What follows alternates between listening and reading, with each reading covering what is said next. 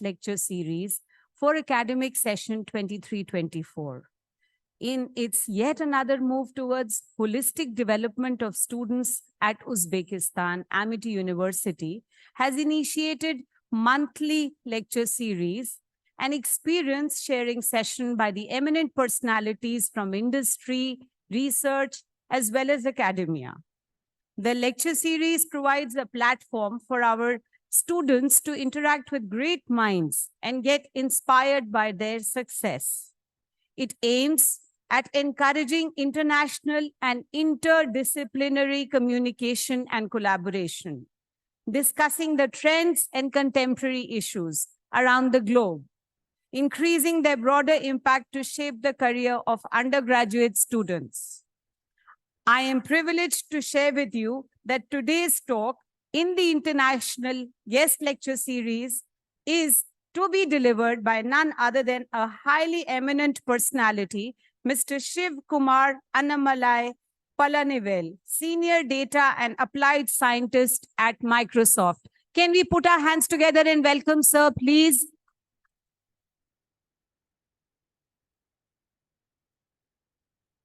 Students, settle down very quickly, please. Thank you. And I'm glad to inform you that the topic of discussion for the day is vector search and its application. Indeed, a much desired topic of discussion in the world of information technology for encouraging young minds of tomorrow. We also have with us blessings and motivation of Professor Dr. Gurinder Singh, Group Vice Chancellor, Amity Universities, Director General, Amity Group of Institutions, and Vice Chairman, Global Foundation for Learning Excellence. We thank you, sir. Can we put our hands together and thank sir for his motivation and blessings?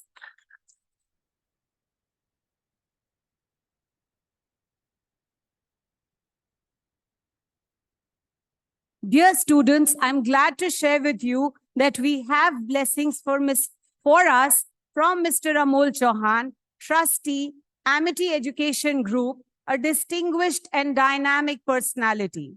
He is a leader with a multifaceted role that involves shaping educational strategies, fostering innovation, and encouraging holistic development of students. Let's thank sir once again for the numerous efforts given to us by him. Put your hands together and thank Mr. Amol.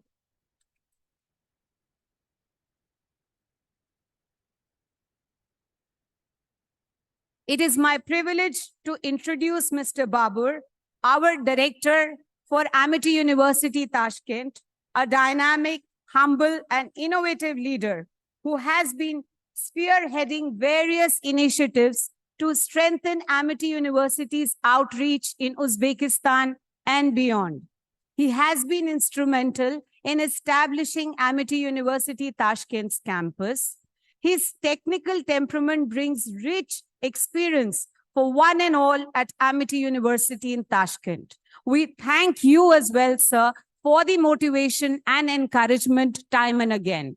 Put your hands together and thank our director, Mr. Babur, please.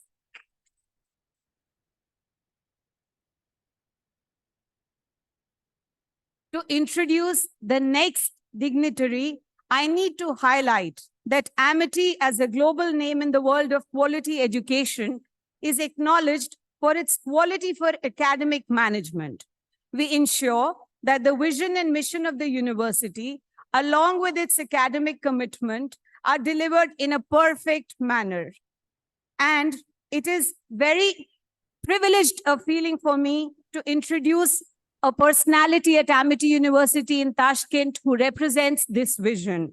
This is what Dr. Naina Chaudhary, First Deputy Director Academics, brings to Amity University in Tashkent. She has been leading the Amity family with absolute passion for her work. Can we put our hands together and welcome ma'am for her motivation and blessings on such occasions once again? She is adding much more to Amity through her innovations and initiatives in terms of giving us opportunities in the form of this lecture series indeed.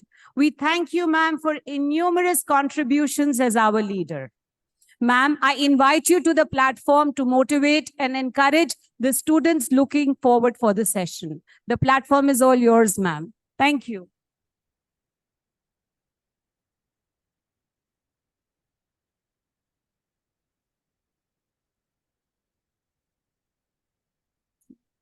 I believe that due to her engagement as of now, she will join us in a while and bless us for the occasion. Indeed, carrying the event forward, it is time to introduce our guest, Mr. Shiv Kumar, for International Lecture Series. He has been working at Microsoft as a data scientist with 12 years experience with large-scale business applications, statistics, and machine learning models. Mr. Shiv has architected and developed back-office systems to automate and analyze data. He has collaborated with various engineering teams at Microsoft to integrate a retrieval augmented generation framework that leverages pre-trained language models and knowledge graphs to generate natural and informative responses for consumer inquiries. His key skills include machine learning, deep learning, and statistical inference. Mr. Shiv pursued his master's degree in data science from Indiana University. He worked in Deloitte as solution specialist. He analyzed and processed high volume of text files to categorize legacy customer incidents.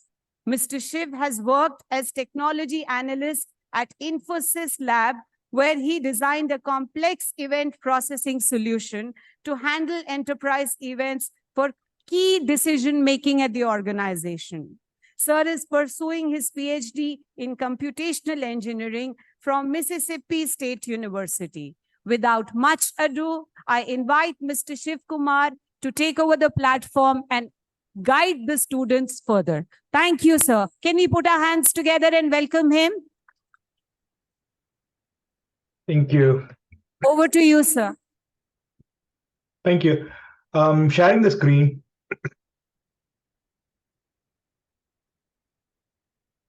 Can you all see my screen? Yes, sir. Yes, okay, sir. Thank you. So thanks for the introduction. Before we jump into the topic, let me just give you a very summary of what I'm doing right now at the Microsoft.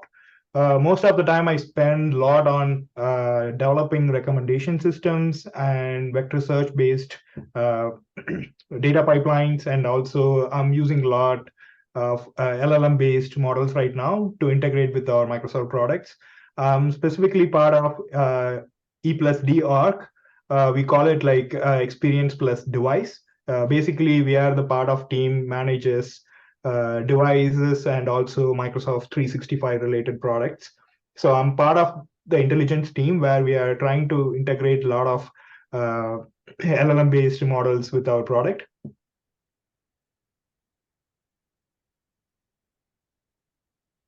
Can you all see my screen still?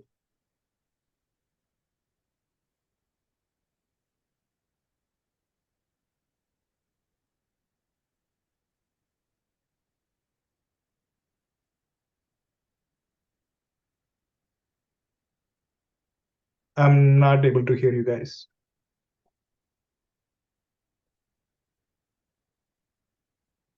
Okay. Just let me know if you are not able to hear me or if you're not seeing the slides. But I'm not able to hear you now. Okay. Okay, I think I can hear some voice right now.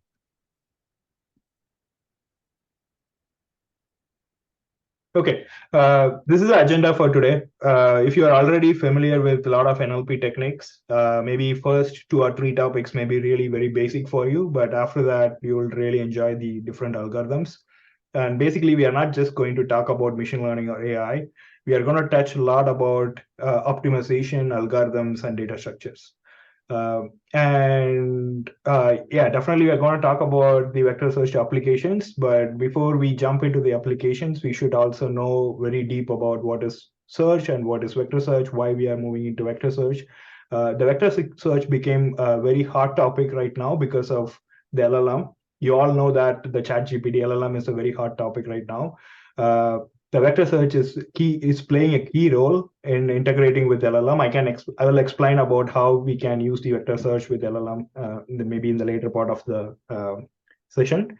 But before we move on to application, I'll just give you a brief overview of what is similarity search, why we have to do the vector search, and what are the different algorithms in vector search. Okay. First, let's just understand what is search and what is the problem with the current search and why we need some different techniques to scale the search.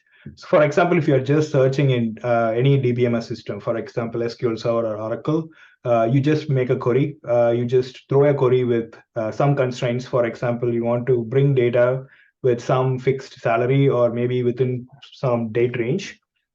And it's just going to pick the data based on comparing with each and every data in your database, correct? So that's what the typical search works with the DBMS. But that is just a DBMS search. But I want something like I want to bring the whole object based on my query. For example, take a Google or Bing. You just type some query and it brings the document, but it's not the exact match. It's just going to give you the related information. So I have to bring some object based on my query, and that has to be related to the query. It doesn't have to be the exact match. For example, you are just throwing some keywords like red pen or black dogs, whatever query you're searching, and I want to bring the object related to that. In that case, we cannot use the typical search model. So we have to move into some different techniques to bring the content. So there are different tools available right now in market to bring the objects based on your keywords. For example, Elasticsearch. I'm not sure if you have explored the Elasticsearch. If anyone have explored the Elasticsearch, probably you know how the search works behind the scene. But if you haven't used, I just want to give you a brief overview of how it works. Again, you can actually bring the related objects based on query. Because if you're throwing a query and it may have more than one or two words, and you can actually try to match partial keywords and bring the content back. And that may not be the exact match, but still it's going to have some relevancy. For example, the inverted index. So Elasticsearch basically uses inverted index to bring the content back based on your search query. And it actually builds the inverted index based on this particular technique. Like if, for example, you have two different documents. The document one has the quick brown fox jumped over the lazy dog. The document two has lazy dog slept in the sun. And if you are building an inverted index for that, you just first tokenize the whole document. The tokenization means you are going to break the whole sentence into different words. And once you have the different words, tokenized sentence, then you build the index something like this. So take the first word and see what all the document has that particular word. So the is part of document one and document two. The quick is part of document one. The brown is part of document one. So similarly, just build the index first. So the basic underlying the core concept of search is building the index. So once you have the index, then it's easy to search. For example, if you're searching for some words like dog, then it is going to bring all the documents, document one and document two. And if you're going to search for fox, it's going to just bring the document one. And if you're bringing both documents, for example, take a Google, like if you're throwing a query and it's going to bring a lot of documents, it's not just going to bring like maybe like 100 or 1,000. It's going to bring like millions of documents in front of you. But they have some ranking techniques to bring only the valuable content to you. How it works. Like this is just a first step. Once you throw the query to the search engine and it's going to bring the content back based on the index. But once you have the list of documents in your hand after the search, then you have to decide which one has to come on top. So if you take Elasticsearch, it basically uses a very common technique called BM25 algorithm. I don't want to go deep into BM25 algorithm right now, but if you really want to explore that algorithm, how it brings the content back on top, content to the top, maybe you can explore that later.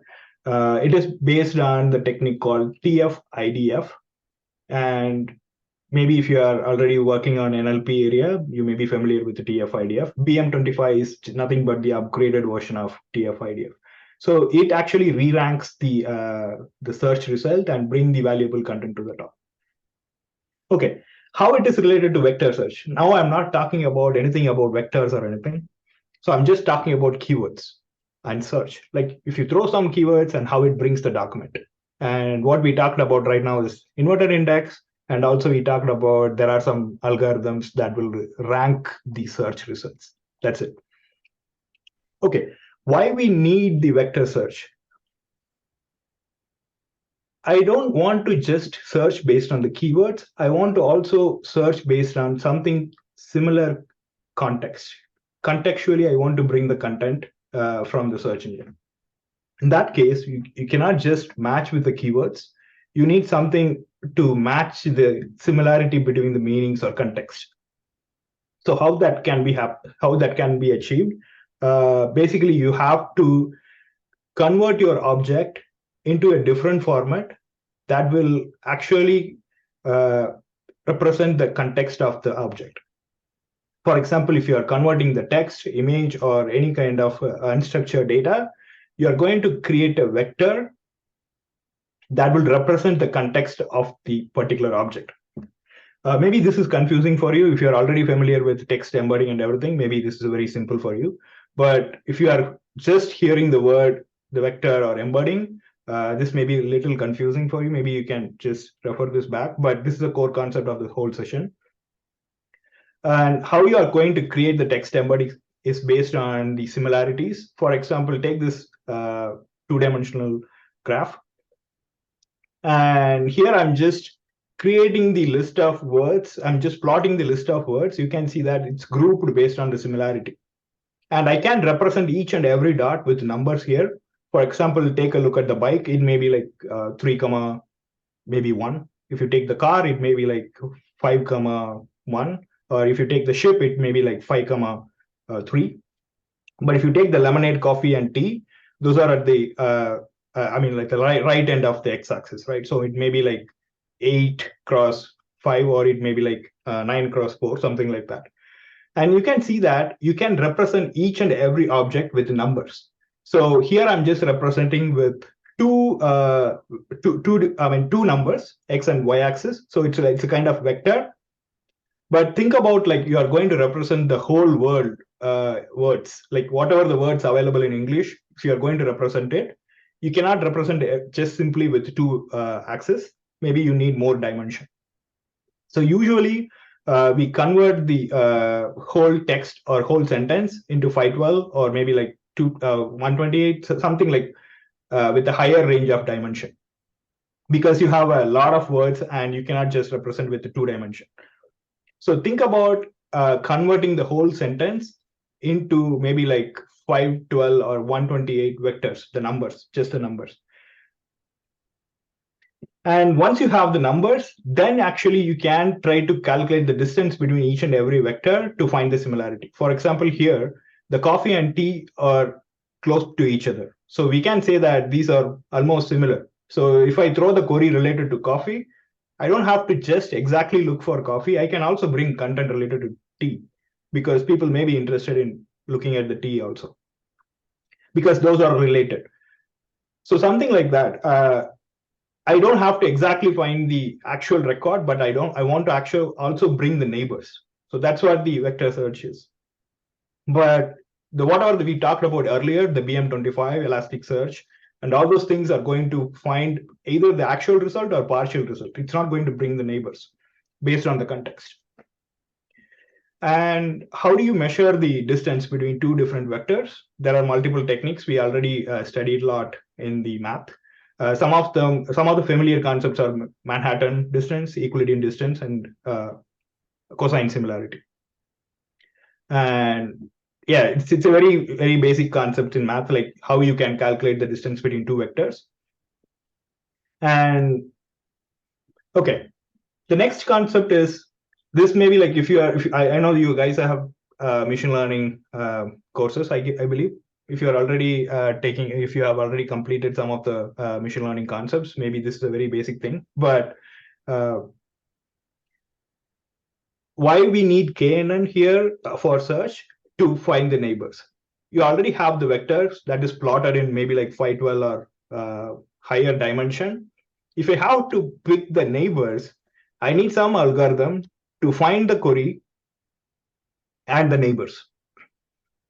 How it is matched, how the query is matching with the neighbors. So for that, I need to calculate the distance between my query and each and every data point and find out which one is close by. For example, in this XY plot, you have maybe like 20, 30 points. And I have a query, the blue dot. To find the neighbors, maybe I want to bring top 3 content related to query. Then I have to calculate the distance between each and every point to the query and just pick the top 3 based on that and bring the content back.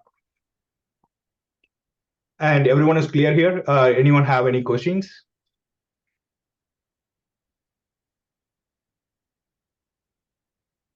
I couldn't see you guys properly. Maybe if you have any questions, maybe you can come to front and you can ask.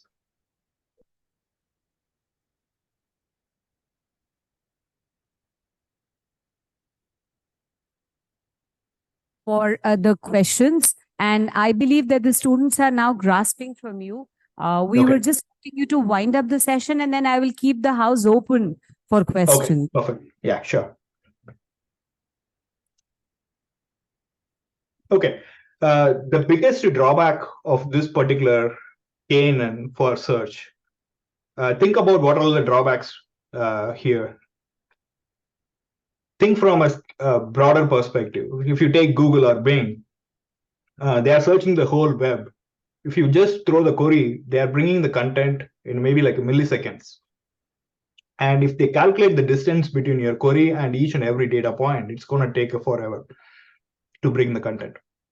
You cannot use KNN for search, definitely, because the major disadvantage here is you need to calculate the distance between each and every point. That's impossible in search, most of the scenarios. Even with the smaller systems, even if you have like 10,000 records, sometimes it is okay because KNN brings the exact accurate answer. But if you have like maybe like million or billion records, it takes a lot of time to bring the content back. So in practical scenario, I would say like 10,000 is perfectly fine because we are okay to use KNN or something to bring the content because it depends on the scenario. Still, like if you distribute the computing, then definitely 10,000 is possible with KNN. It's because that's the best approach to bring the accurate answer. But if number goes to billion or something, then definitely we cannot use KNN. The next challenge here is the space. Here we are talking about 512 or 256 dimension for data. And when you are doing the calculation or when you are storing it, it requires a lot of computation. For example, if you are calculating a distance between your query and your any data point, if you are calculating the Euclidean distance, you have to calculate the multiplication for 512 dimension. That is like 512 multiplication, and you have to add all that. So is there a way I can reduce it? So that technique is called quantizer. So how quantizer work is it is going to reduce your dimension without losing a lot of data. So you may be having a 512 or 256 dimension with your vector, but how you can bring that down? There are multiple quantizer techniques, but I'm just going to talk about one. The idea here is you're going to slice the vectors. For example, if you have 512, you're going to slice the vector into smaller groups, and then you're going to create the cluster and see which cluster it belongs to and just store the ID. Maybe this is a very straight statement that you may not understand. I will just explain with example. Then it may be easy for you to understand. assume that you have a vector of 128 size. And I'm going to just create a segment with the 16 size. So you have 8 segments here. So I have a full vector 128, and it's going to divide it into 8 segments, 16, 16. Just look at the size of the one vector. It is 4098 bytes. That is like 512 bytes. So if you have a larger data set, or if you have a larger repository, then your size is going to be much higher if you're going to create the index and everything. So if I segment it, now I have 16, 16, 16. So once I have the 8 segments, for example, you have 1000 vectors, 1000 data points. 1000 data points, each data points with 128 size. Now I'm going to create a cluster with the 256 size. So each and every segment is going to have 256 centroids. And I'm going to match each and every data point segment with that centroid. So if you look at it, the segment will be replaced by the cluster center ID. So you have 256 clusters for each segment. And I'm going to replace that 16 byte with just one number. So you can see that the size reduced from 16 to one integer size. So that will reduce the size a lot. So this is going to bring down the memory. So you need very less memory. And also to look at the change in the size. It changed from 512 byte to 8 bytes. So it's going to reduce a lot of your memory. You're just going to store only the centroid ID for each and every segment. And this will solve the memory issue. And how to solve the computation issue? Sorry. Let's say you are going to search with some keyword, and you're going to do the same technique. You're going to apply the same technique for the query as well. Just segment it and find the centroid. And once you have the centroid, see, look at this PR code. This has only the centroid ID, and you can pre-calculate the distance between each and every centroid and maintain that distance table. If you already have the distance table, then once you get the query, calculate the centroid. And when you are trying to calculate the distance between each and every point to the query, you don't have to multiply. You have to just go to the distance table and pick the pre-calculated value and make the addition if you are going to do the Euclidean distance. I know this is a bit challenging concept, but this will reduce the memory as well as the computation. The basic idea is clustering, replace the actual value with the centroid. And once you replace it, create the distance table that is pre-calculated. And when you are bringing the query to the search engine, just refer the distance table to get the multiplication values, and then you have to just do the addition on the fly. So this will reduce the computation and the memory a lot if you are going to apply KNN for a lot of data. Again, this will definitely work maybe like for up to like millions of records. And if you're going to distribute the computation, still the KNN should be perfectly fine. You can still apply if you are doing the quantization as well as if you are going to distribute the computation.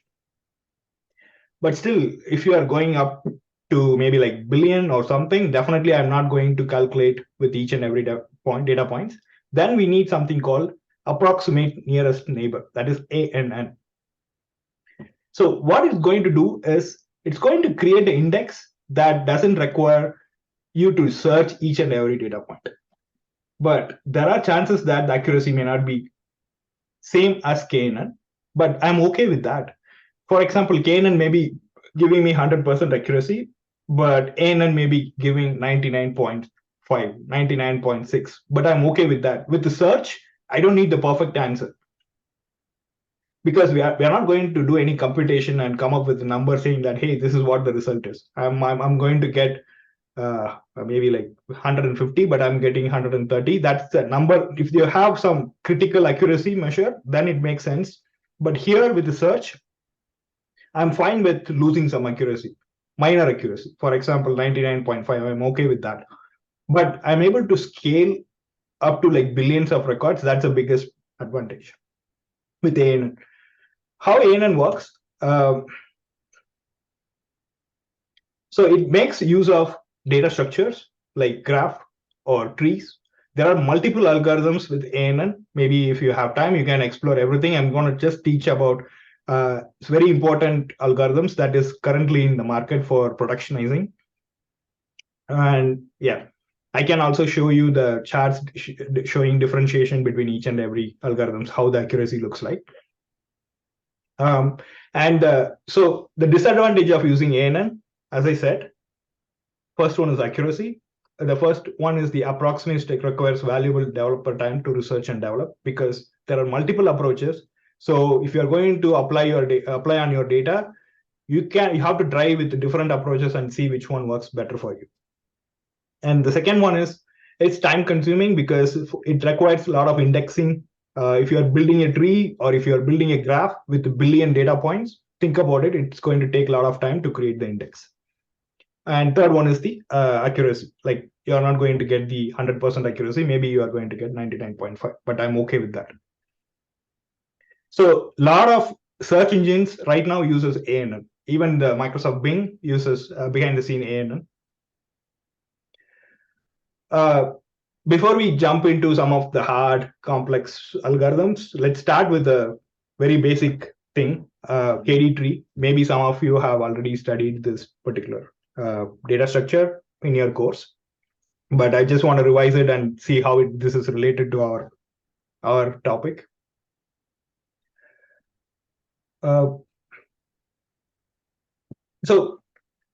So binary tree is basically binary search tree is going to help you with search. Like it's going to have one number and it's going to split your data into two and it's going to help you for the search. Similarly, the KD tree is going to support for search, but it's going to have multi-dimensional space for each and every node.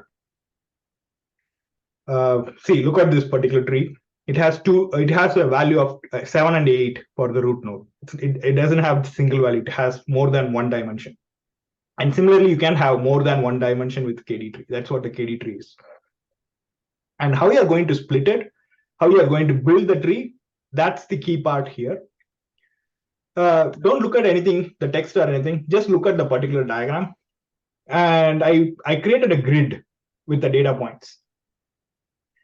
Let's take this XY plot, two-dimensional plot, and I want to search some value in that particular plot. And I don't want to go into each and every point.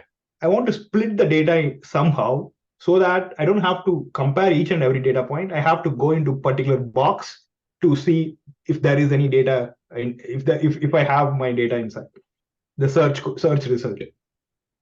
So here I'm reducing the computation. The first thing, I have to find which box I have to search. And then if I go into that box, then I can find the data. So you can see that how I'm reducing my the search time. So with KNN, I was comparing each and every data point. With KD tree, I don't have to compare each and every data point. First thing is I have to find the box and then go into the box and find the data. That's it. Okay, how to build this grid, first of all? You can build smaller grid or you can even create bigger larger grids. If you create larger grids, that disadvantage is if you create larger grids, again, you will face the same issue because some of the boxes may have a lot of data points. Again, you have to calculate multiple distance. That takes time. If the grid is very small, then it's really hard to find the exact particular box because you have more boxes and a lot of boxes may be empty. And you have to verify which box it has first thing. That takes time. So to solve this problem, the KD tree is created in such a way that you can easily find your data. So first thing is you are going to split the data based on the median. So think about the first diagram. This is your data. And you're going to split based on the median and on the x-axis. Once you split the data, and then split based on the y-axis with the same median value on the either side or both sides. And similarly, you keep on splitting it until your data points are really low within each and every grid, every box. So first x-axis, y-axis, again x-axis, again y-axis. So if you split like this, then you have properly distributed data points in each and every box. So in that case, it's easy to go into a particular box and find the data points. Let me explain with the example. For example, in this tree, I want to find 14, 1. This is a two-dimensional tree. So if you're going to do 14 cross 1, then my idea here is this is how you build the tree. So first thing, I have to find whether the 14 belongs to this side or this side on the x-axis. If I find the answer, then again, you have to search based on the y-axis, because you know that, for example, if it belongs to top side of the data, then again split it into y-axis. So you have to search based on the y value. So here you have 14, 1. So you compare that value with 7, 8. Since the 14 is higher than 7, go to right side. Now you have to search based on the next dimension. So 1, compare the 1 with the values and then come to the left side. So you found it here. So you are just going box by box and then finding the value. So how you are going box by box? First, go with x-axis and then go with y-axis, because that's how you build the tree. So similarly, there is an algorithm created based on this KD tree called ANN-OY. This was created around 2017 by Spotify, I guess. So they named it as approximate nearest neighbors OYA, but I don't know why they named it like this, but that's how they named it. So it applies the same kind of concept like KD tree, except that they are going to randomly split the data. So take the data here. They are going to find 2 different data points and then create a hyperplane around it. So for example, they took 2 data points, 3 and 10, and they created a hyperplane here. And once you split the data, again, you take some random points, maybe 10 and 2, create a hyperplane. So similarly, you split the data. I think here the data is missing. It's 8, 9, I guess. So if you build the graph like this, then if you have to find some data within this plot, for example, the star, I have to find a nearest neighbor for this particular star. It's going to be 6, correct? 2 and 6. In that case, you compare that value, something similar to KD tree, just go by split, and then reach that level. It's same like KD tree. And it can go wrong. As I said, ANN have some drawbacks as well. Like you are not going to get 100% accurate. For example, take a look at this particular use case. You have the star here. And if I have to find the neighbor, I'll be traveling across different sectors, different boxes, and I end up here because this is within this area. So if you are within this area, then you will be searching for neighbors within this box, not beyond this box. So you will return the data as 5, but actual neighbor is 9. So this is what happens if you apply ANN. There are some accuracy missing with ANN, but that is perfectly fine with search, because here we are just talking about with very low number of data points. But if you have higher data points, then it would be perfectly fine. And there are a lot of algorithms that will reduce this kind of accuracy, that will avoid this kind of errors, but still it's not 100% accurate like KNN. If you want to play around with vector search, I would say start with the library called FAISS. This is a Python library developed by Facebook, and it's completely open source. And you just have to import FAISS, and they have different algorithms. Maybe you can just start with the flat search is nothing but KNN. It's going to calculate the distance between each and every point. So and index based on the inverted index and HNSW, and you can apply quantizers. Everything is part of the library. You can apply. Maybe I didn't explain the HNSW, LSH, and all those things. I can explain this. But HNSW is a very popular algorithm with ANN. Definitely, you should know about it. Just like quantizers. Quantizer is a very famous concept for reducing the computation and the memory. Similarly, HNSW is a very key invention with ANN. Okay, how HNSW works? It's based on two different concepts. One is the skip list, and other one is a navigable small world graph. I don't know how many of you know about skip list, but if you explore a lot on the linked list area, maybe you are familiar with skip list, probability skip list. Let's not look at the whole thing. Just assume that the layer 0 is a linked list. 3, 5, 7, 11, 14, 19, 21. Those are all connected. I want to search the number 11, and this is sorted. So if I have to search 11, usually I will start with 3 and go to 5 and then go to 7 and then go to 11. Then I will find 11. That is the brute force approach. You start with the first point and then move to the next. That's how the link list is connected, right? But if you're using so if you take the order, then it's going to be order of n, right? In worst case, it's going to be full search. For example, you have billion records, you have to traverse to billion records to find the number in worst case. But if you're applying the skip list, then I'm going to build multiple layers and skip some of the links. If you look at the layer 1 and it skipped some of the link, the start is directly connected to 5. 5 is directly connected to 11, and they skipped the node. If you take the layer 2, again, they skipped more. In layer 3, again, they skipped more. And when you're searching for number, and you're just moving from top layer to bottom, and when you are moving from start to 5 and compare with the number 11, it's actually less. So you move to the next node, it reached the end.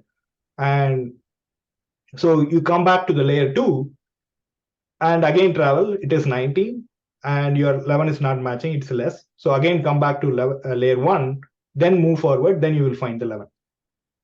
So in this case, you are not going to compare with each and every node if you maintain layers. You can apply the same concept with ANN. I'll explain how this is going to work with our vector search ANN.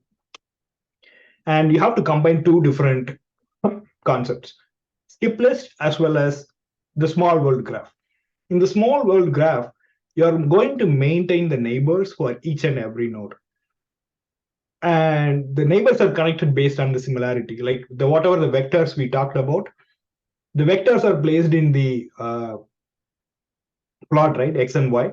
If you have multiple dimension, and you can actually create graph like this based on the similarity. You just pre-calculate everything and create the index based on the similarity. So if you take any node and you know that what are all the neighboring nodes and how they are related. So if you have to find some neighboring nodes for your query, you have to find the exact small world of graph that is related to your query.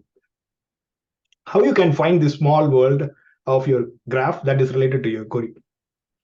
You're going to combine two different concepts like this. So I'm going to create the graph, or you can say that in ANN, you're going to create index. This is going to act as your index. Basically, you're going to create multiple layers. Each layer is going to have granular data. For example, in the first top layer, just same like your skip list. The top layer is completely scattered. It's not grouped. It's not very congested. It's actually scattered across multiple connections. Similarly, the top layer is going to be very scattered. Let's assume that you're talking about some sports. Then maybe the top layer will have sports or movie or something like that, like very broad concepts are connected to each other. So if you say sports, it will just pick that particular node, sports. And then it will go to layer 1 In the layer one, maybe it has some subtopics. Within sports, you may be having like cricket, football, basketball, something like that. And then pick the layer zero that is very specific to your query. For example, you're talking about some player, your query is very specific to some player, then it will pick that particular player related information from the layer zero. So in that case, you're skipping a lot of calculations. You're just going to compare with very less number of nodes to bring the data back.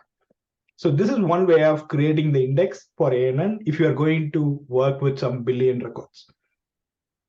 And there are a lot of even cloud products available right now with HNSW. Maybe if you want to explore, you can explore something like with Microsoft, we have Azure Cognitive Search. They just released the public version of ANN Cognitive Search with vector search. And they are using the same HNSW for calculation.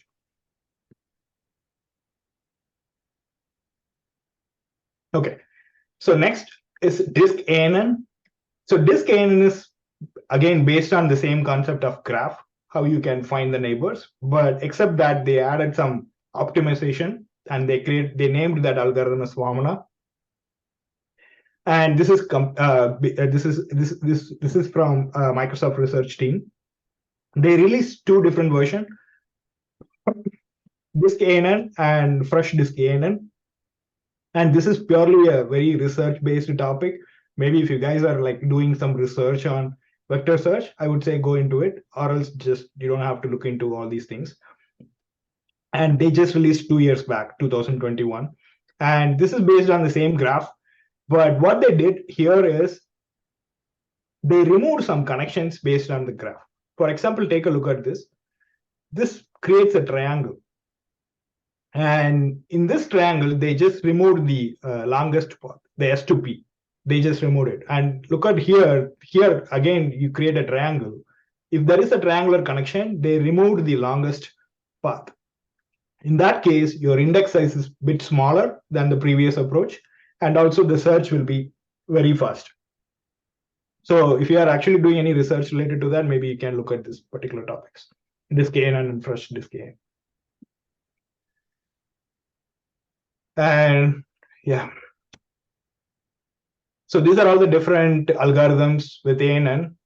Maybe if you get time, you can look into all those. And if you really want to work on some different algorithms and compare the results. The actual application of vector search with LLM, I just want to spend like a few minutes here because this is a very key concept right now, the retrieval augmented generation. Because wherever you see LLM related applications, most likely they implemented RAG, because if they want to do any LLM on your own data, then RAG is going to be really useful. Take a look at the Bing search. Behind the scene, they are using ChatGPT model, and that was trained based on 2021 data. But if you ask any information about 2023, still it's going to bring data. Still it's going to bring the recent news and everything. How it is possible? They are not going to completely rely on the trained data. They want to actually use the own data or the recent data to generate the content. How it is possible? It's mainly combining the two different technology, the LLM as well as the vector search. So when you do any query, so the query will go to search related information, and that will connect you to the knowledge source. And it's going to bring some search results back. For example, I'll ask something about maybe like some sports that happened maybe like last week, and Bing does not have, and sorry, LLM does not have any information about that event at all because it was trained based on 2021 data. So I'll just search in search engine Bing, and that is going to bring me some documents related to that last week match. And maybe it may have list of content, or it may have a lot of paragraphs. For example, it brings maybe like 10, I'm going to just take top 10 news content. and extract the text. Once you have the search result, then I'm going to include that information with my prompt. The prompt is nothing but your query and additional information. For example, if you are asking some LLM ChatGPT model, what you would do is you will write something like, please write something like this, and then you put the query, right? So that's what they call it, prompt plus query. And as part of the prompt plus query, you're going to also include the search result content. So you're going to say that, hey, I need information about this particular match that happened last week. And if you want to know more detail about this, please refer all these 10 document content. That is going to be your search result. You're including the full content of the 10 articles with a query and send it to the LLM model. So the LLM model is going to understand your query, and also it's going to check the complete content that you sent from the search result.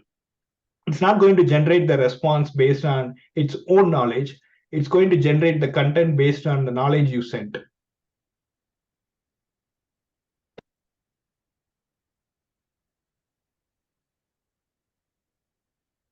This is changing the whole LLM world right now, because we are integrating with Office 365, we are integrating with Bing, we are integrating with all the products, even with Windows and everything.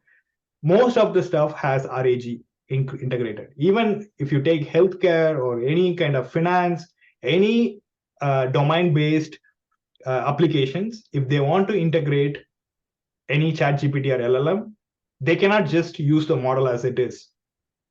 They have to apply the LLM on their own data. Like, it knows a lot of things about healthcare finance, definitely. But if you want to add more information, like, it is trained based on the public information. It's not trained based on the private information. For example, if your company has a lot of documents that is not public, but still I want to use ChatGPT to generate content based on your PDF or your internal documents, then you have to apply both vector search plus LLM. There are a lot of libraries like LangChain or semantic kernels. Then if you want to explore more about this, definitely I would say, like, just go with LangChain and see what are the options available. And if you're applying LLM for any of the companies where they need to use LLM on their own data, I would say, like, just start exploring this option. These are all references. I didn't talk anything about like new or something. Everything exists in internet. Most of the stuffs are extracted from these links, so you can take a look at this. And yeah, if you want to connect, you can connect me on the LinkedIn. Like, if you have any question, you can ask me, but I don't check a lot of very frequently, but I will try to answer as my best as I can. And if you have any questions, you can ask. I think we have just 2 minutes left, I guess. Thank you so much. Thank you so much, sir. Indeed, that was an informative session. I'm sure there was much as a takeaway for our students from the talk which you delivered to our students today. Moving ahead with the schedule, I invite Head of the Department of IT and Engineering, Professor Anil Sarolia, as a moderator for the event. Over to you, sir, please. Let's put our hands and welcome sir over for the moderation of the session.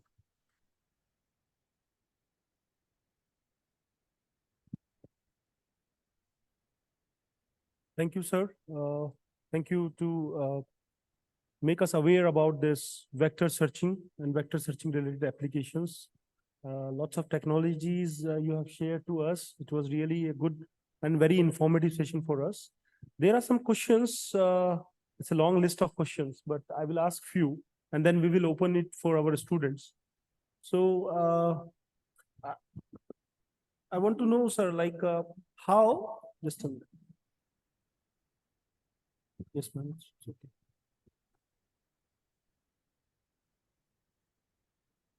How does the vector search contribute to the field of anomaly detection and fraud detection?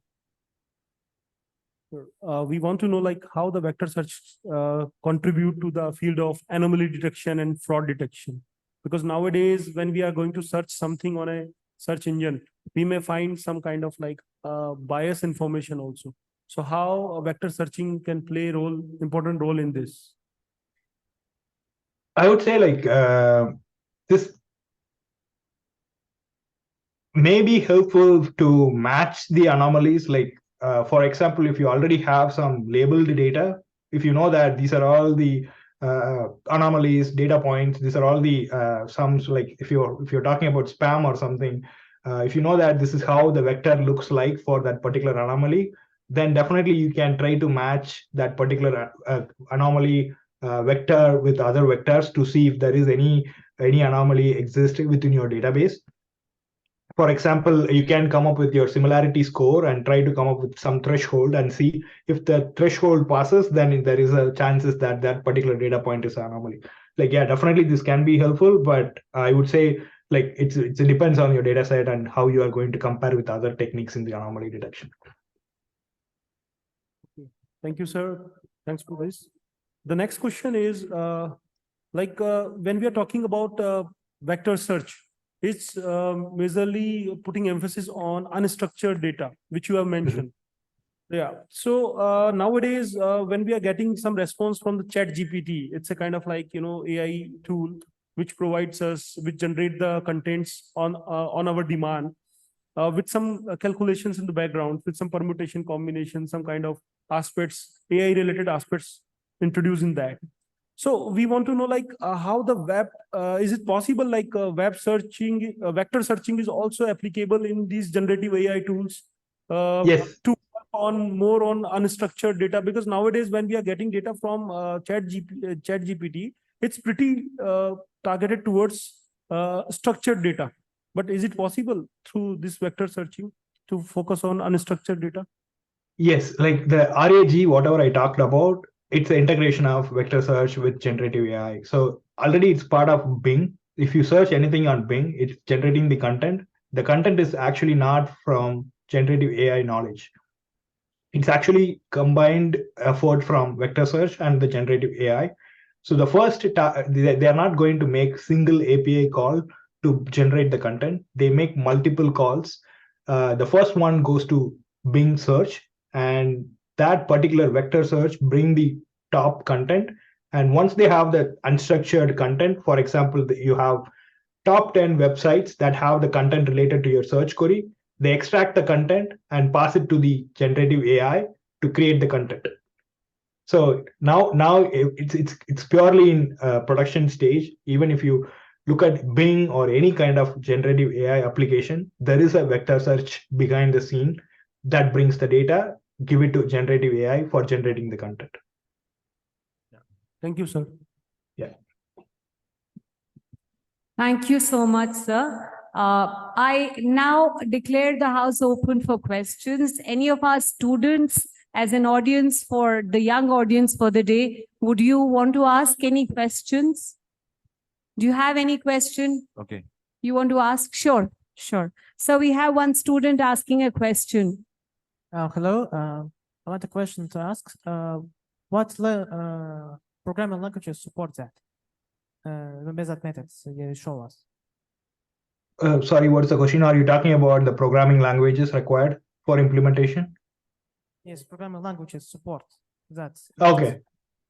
So I would say if you are going to explore this, if you are going to create some simple application based on the vector search, you can start with something called FAISS that I discussed. That is released by Facebook, and it's actually a Python package. So you just have to learn a bit on the Python, and it's a very simple library. You can just create it, and you can create index based on some public data sets, and then you can play around it. So I would say start with the Python is the best language for vector search. And you can also do with C or C#, but it's like you have to implement your own algorithm and come up with that. Like I would not recommend it. If you just want to see how it works, I would say just start with the Python and FAISS. Thank you. Thank you so much. That's it. Anyone else from the audience? One more question, maybe probably before we close the session for question answers. So we are highly grateful to you for your presence. We're indebted that you took time out in this odd hour. You're at 2 a.m., you're with us at 2 a.m. local time. And it is an opportunity, in fact, to interact with personalities like you. I mean, when I saw your profile talking personally, these are my dream companies, sir. So I really am grateful on behalf of the entire Amity family for your presence and for taking time for us today. Moving ahead, I invite Professor Anil Sarolia to present a small token of appreciation from our end. We want to present you a small certificate, sir, to show our gratitude. I Thank you. request the IT team to cooperate and help us do the needful. Over to sir, please.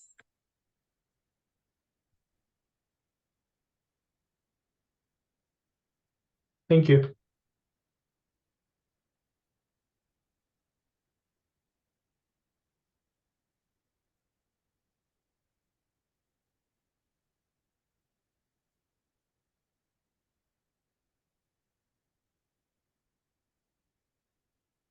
So we are very thankful to you, sir.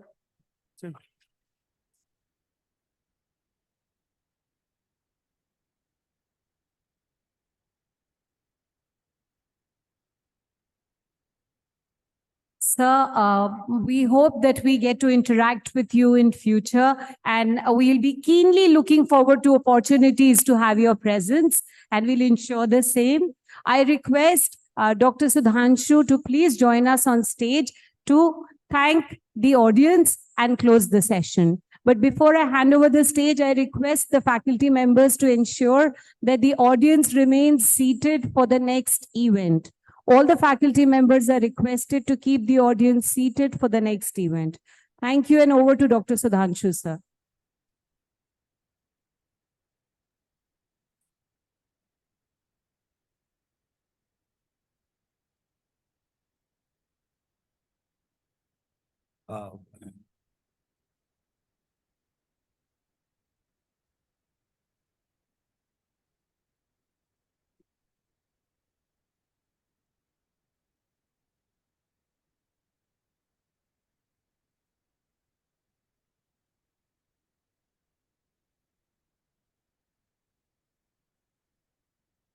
Thank you very much, sir, for your enlightening word.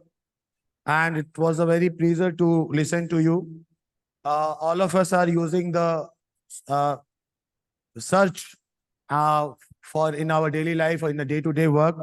But by your session, I am very much sure that the students come to know the technical aspects behind the different search techniques.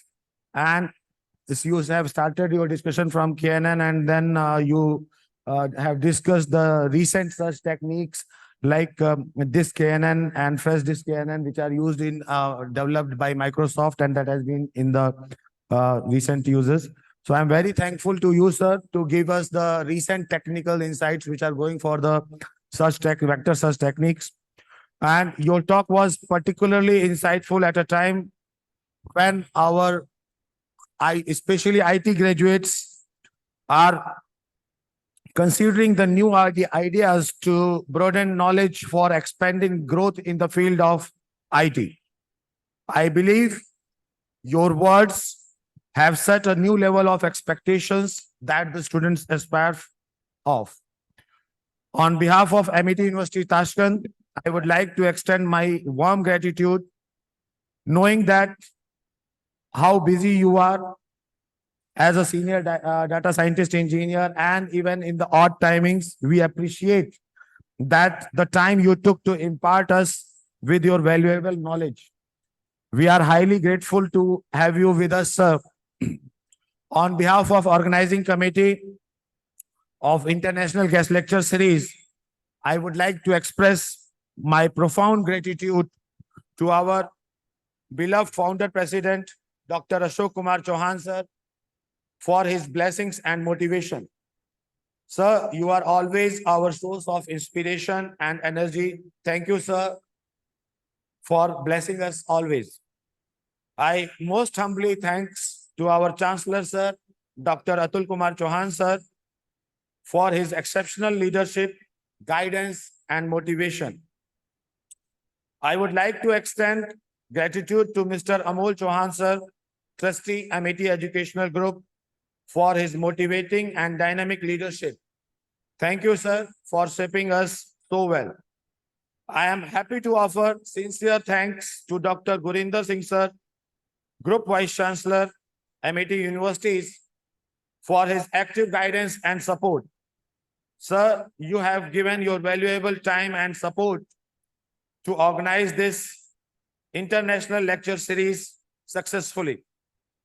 On behalf of organizing committee of International Guest Lecture Series, my sincere thanks goes to our director, Mr. Babur Abdullayev, and our first deputy director, ma'am, Dr. Naina Chaudhary, for your wise mentorship and encouragement.